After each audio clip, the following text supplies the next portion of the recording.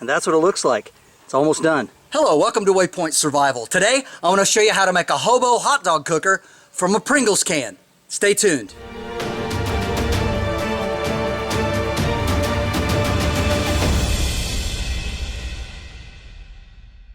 To do this project, you're going to need a couple of items. First of all, of course, you're going to need a Pringles can or something similar.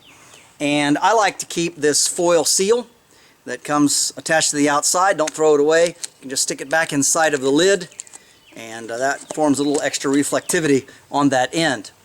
Also, you need a day that's at least 78 degrees Fahrenheit in warmth, and of course as much sunlight as possible. Alright, let's get to the next part of this project and show you how to make it.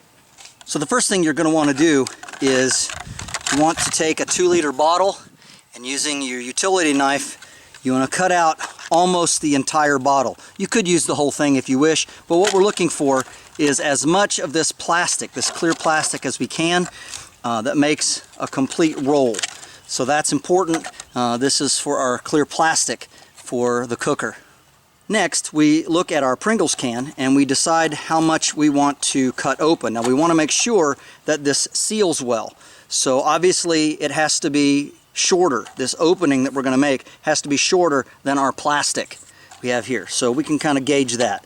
Now there's a lot of straight lines on a Pringles can that you can use. And so these are very handy, very convenient.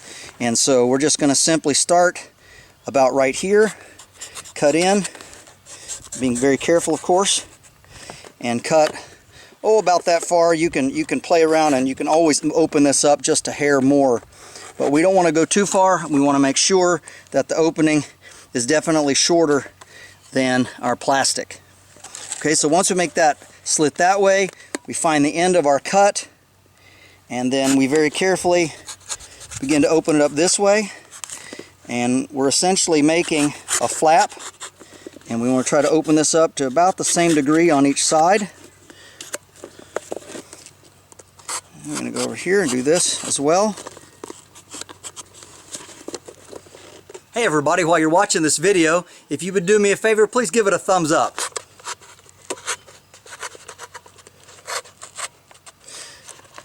By the way, if you like this little knife that I'm using, I have a video that shows you how to make it. It works quite well. And your thumb fits really good right in the little screw there. Alright, so we're kind of looking at it, and it looks like we've got it about where we want it, so I might open this side up just a little bit more, not a lot. Okay, put your hands here, and then we're going to fold it open, making a crease like this on the one side, and then crease on the other like that. And this is our reflective wings. As you can see in the camera, it is quite shiny on the inside.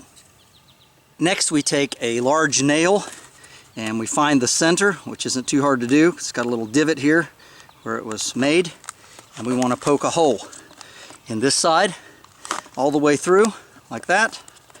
And then this side's a little tougher, but just find the approximate center, and you're going to have to work it a little bit, but it will go through there as well. Next thing, you want to take a hanger, and I use a stainless steel hanger because I prefer not to have any metal on my food, but you could use a regular steel hanger if you wish. And you want to cut it down and make a skewer. Of course, you could use an old bicycle spoke, but basically this is just a length of the wire, and I bent a loop in it for a handle, and that keeps it from pushing all the way through. Now we take our plastic that we cut out of the 2-liter bottle, and we fit it inside like this so that it forms a seal inside. And then we open up the lid part. We feed the skewer through the hole in the lid, just like this.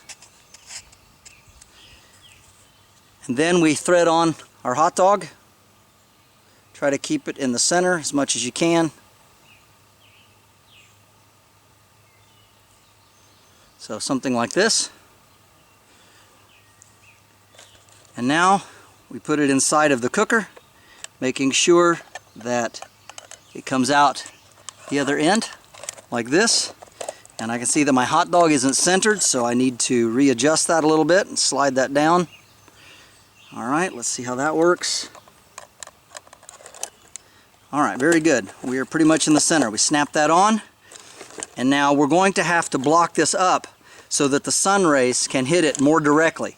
And you want to try to focus this so that the sun, you can see the shadow right here, when the shadow is flat against the side and not a long shadow like this, then we know that we are focused toward the sun and we're concentrating the heat right toward our hot dog.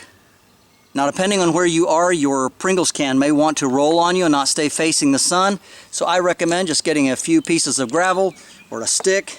You can just put it underneath to block up the back so it can't roll around, and then you can even put some in the front if you need to, and then you can bend these out to adjust the sun's rays as much as possible. You don't want any shadow, so to the best of your ability you want to keep this focused as much on the sun as you can. Now, on a warm day, this is going to take about a half an hour to cook. It could take longer depending on the strength of the sun, the time of year. Of course, this works best in the middle of the summer when you've got plenty of sun's rays and of course the sun is more directly overhead, but this will work as long as it's above 78 degrees. Now, if you like this trick, make sure and stay tuned for next week. I've got something that I'm going to add to this that's going to make it even a little more interesting, and I think you'll really like it. It's going to expand this solar cooker idea. And there it is, almost done. You can see that it's steamed up quite a bit, and I can see that the hot dog inside is plumped out. It's lost those square sides.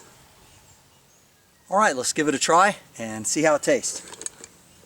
I'm going to move these rocks around a little bit. And of course we want to take this end off carefully and slide it out.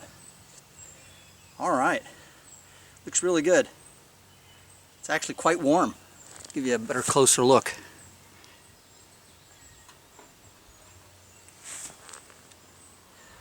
Let's see how it tastes.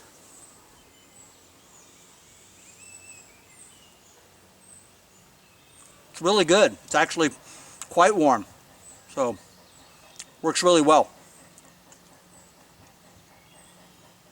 This is James Bender for Waypoint Survival. If you like this video, please give it a thumbs up. Also, make sure and check out the links in the description box below, just under the down arrow.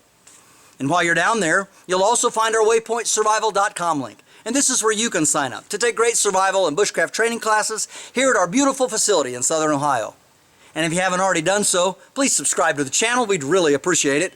And when you do subscribe, make sure and press that bell button so that you can stay notified of all of our upcoming videos.